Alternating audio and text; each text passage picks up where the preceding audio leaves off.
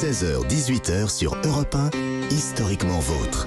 Stéphane Bern. Chaque après-midi dans Historiquement Vôtre vient ce moment de l'émission où je ne contrôle plus rien. C'est Bern to be alive. Oui, un jeu qui a failli changer de nom d'ailleurs. On avait pensé l'appeler Elisabeth Bern, en hommage à Elisabeth II, mais ça rappelait trop Elisabeth Borne. Du coup, on a laissé tomber. Alors jouons.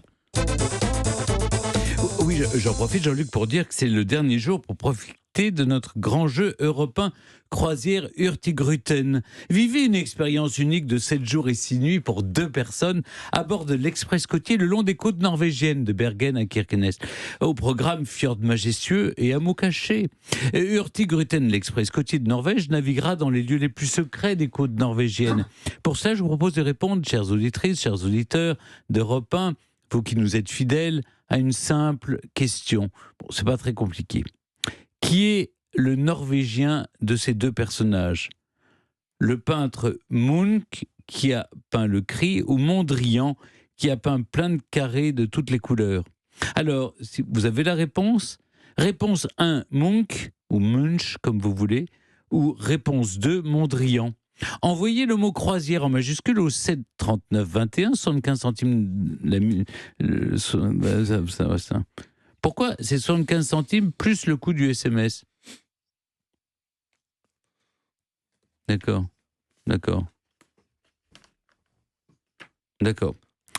Envoyez le mot croisière en majuscule au 7 39 21, il y a une surtaxe de 75 centimes, et il faut envoyer 3 SMS pour participer. Alors, bonne chance à toutes et à tous.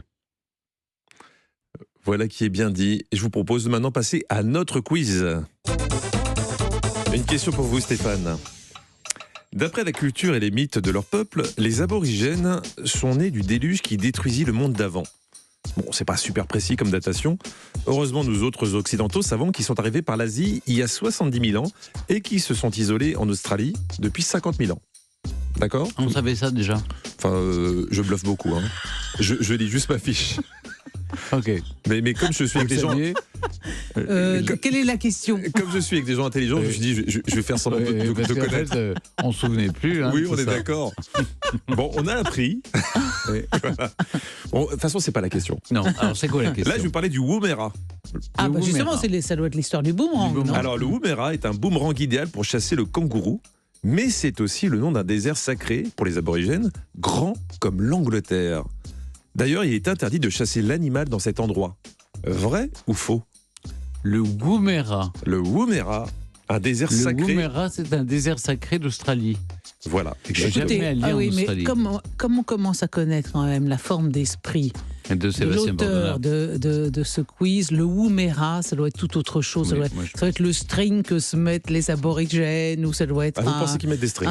l'os qui se met... Moi, je crois, le Woomera est donc un boomerang, on est d'accord. Ou alors c'est un plat national australien. Non, mais ça n'est pas du tout, parce que je connais un peu les déserts australiens, j'y suis jamais allé. Hein. Et le Woomera, non.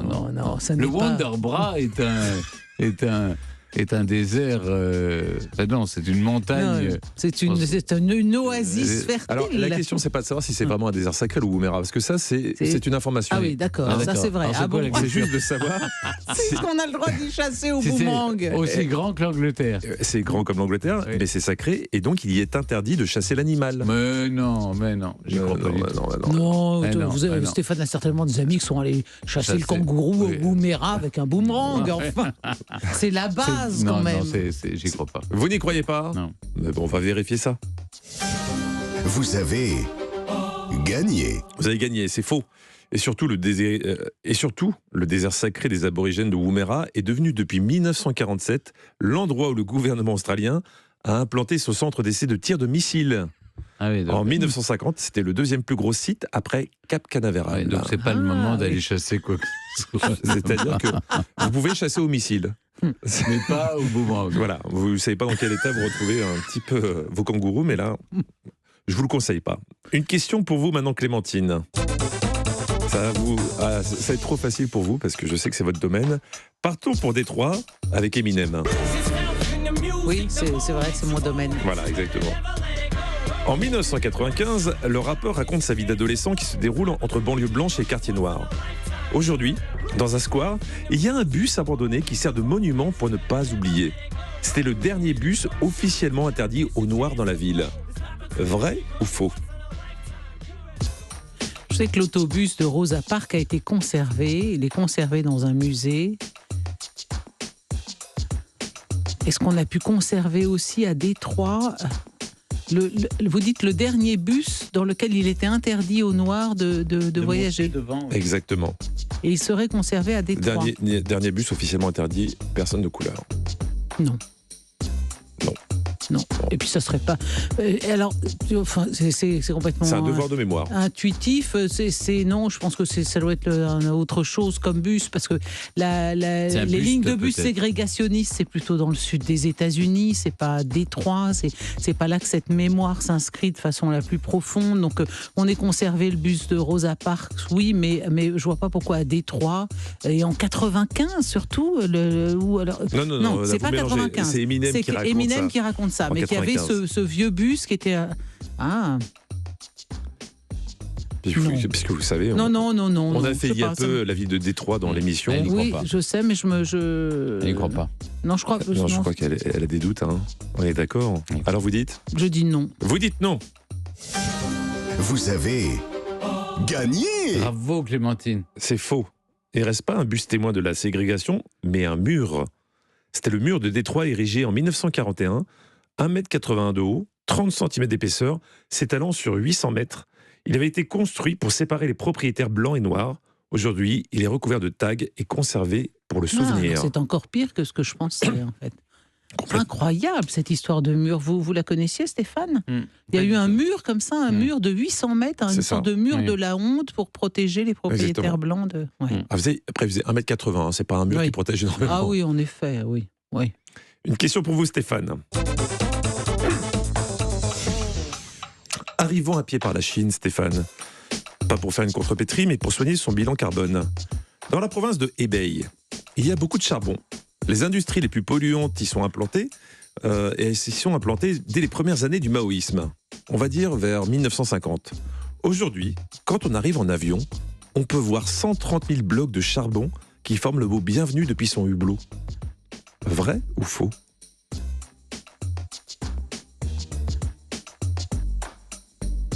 Ça serait assez chinois, ça serait assez conforme à cette... C'est horrible, vous imaginez, avec tout ce qu'on dit sur le charbon. Oui, mais enfin, les Chinois s'en foutent pas mal, et ils ont du monde à chauffer.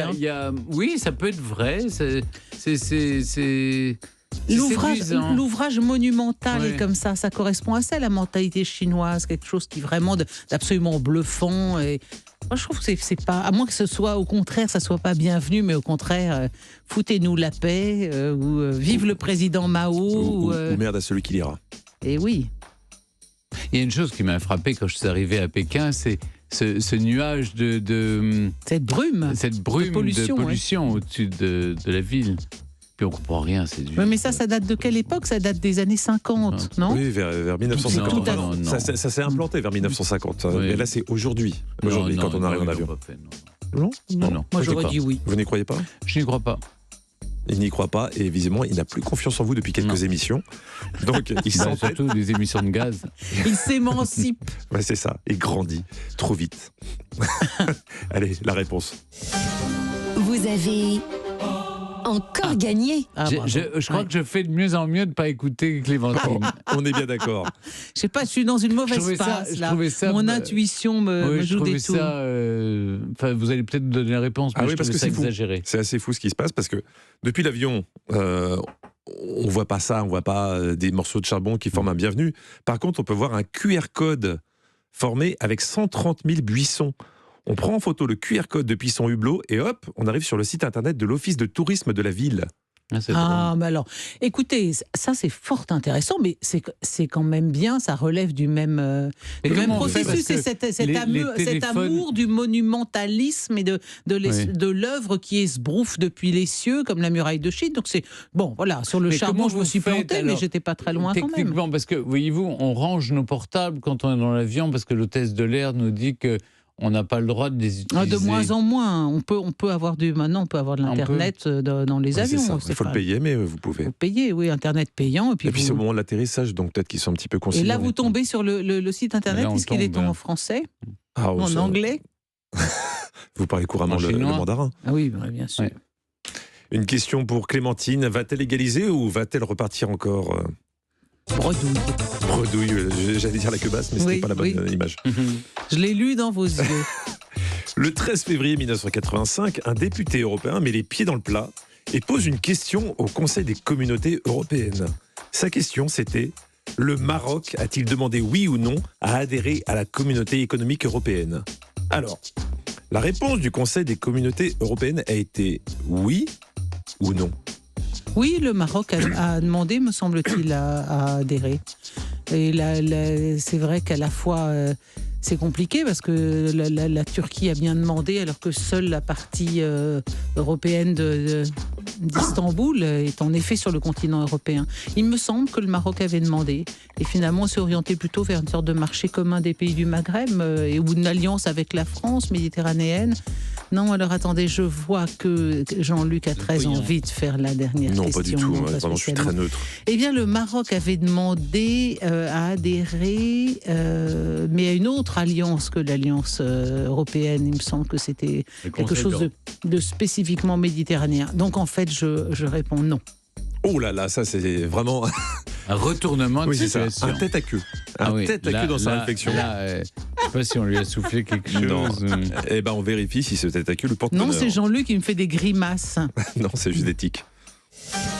Vous avez Encore gagné. Oh, bravo. Voilà, c'est ça, c'est que... Bravo. Ah.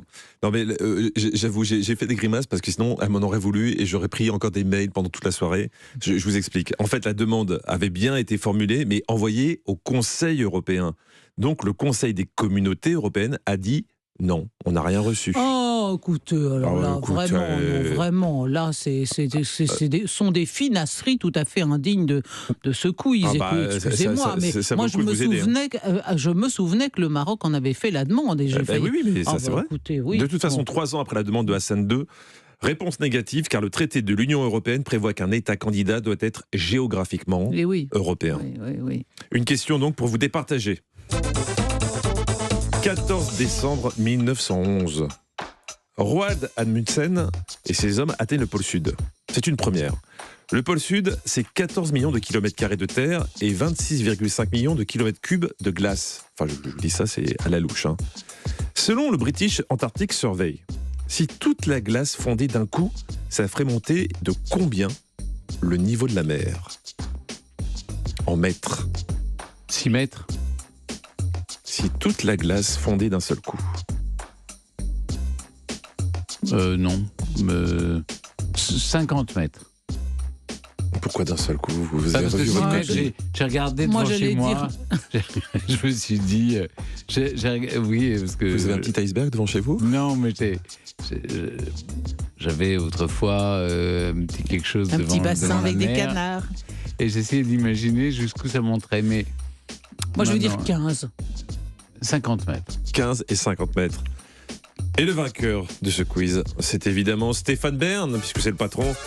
Ah bon? Eh ben oui, 58 mètres. Ça montrait de 58 mètres. J'étais pas loin. Non, mais vous m'avez chopé mon intuition. Là, vous m'avez fait un truc. Là, vous m'avez fait du vaudou. Là. Je vous ai gourouté. Ah ben, c'est ce que je vois.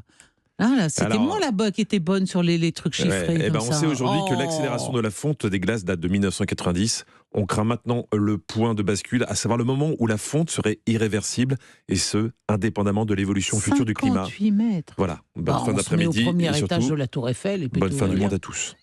Bonne fin du monde à tous. Bonne fin de carrière. Non, il reste encore des choses heureuses comme la croisière. Ah oui, vous avez raison. Alors, merci Clémentine, à demain.